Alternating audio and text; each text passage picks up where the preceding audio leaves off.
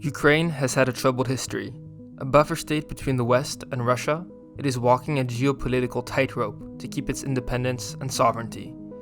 For decades, Ukraine was part of the Russian-dominated Soviet Union. When it collapsed in 1991, 91% of Ukrainians voted for independence. Every region of the country, except Crimea, which is a primarily Russian ethnic region, had a majority of voters voting for independence.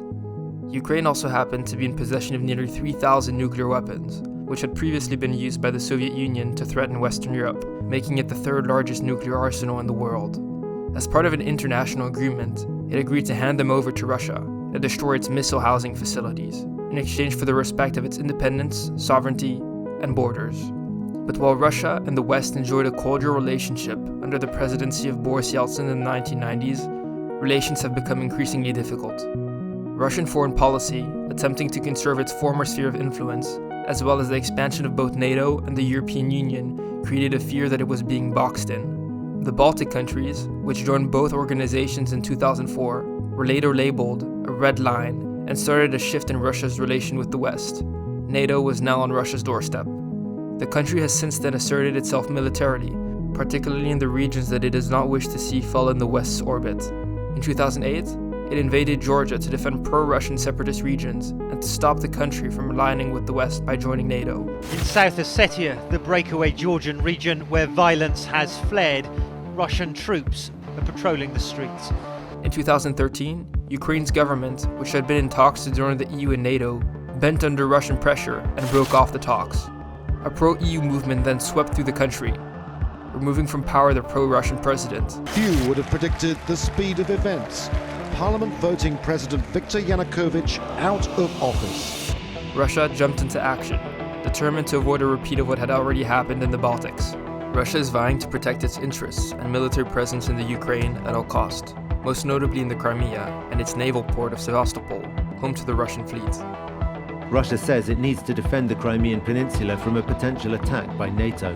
Taking advantage of the large Russian-speaking and ethnic Russian population in eastern Ukraine, it annexed Crimea and sent volunteers and equipment to fuel a conflict in the Donbass. Emboldened by Russia, and with its support, 2 Ukrainian regions declared independence, proclaiming the Luhansk and Donetsk People's Republics. In reaction to the land grab, the West put in place severe sanctions on Russia, crippling its economy and severely damaging diplomatic relations. Today I'm announcing a series of measures that will continue to increase the costs on Russia and on those responsible for what is happening in Ukraine. The front line, which regularly flares up, sees pro-Russian separatists with Russian volunteers fight against the Ukrainian army and nationalist militia groups, with neither side being able to gain an edge over the other.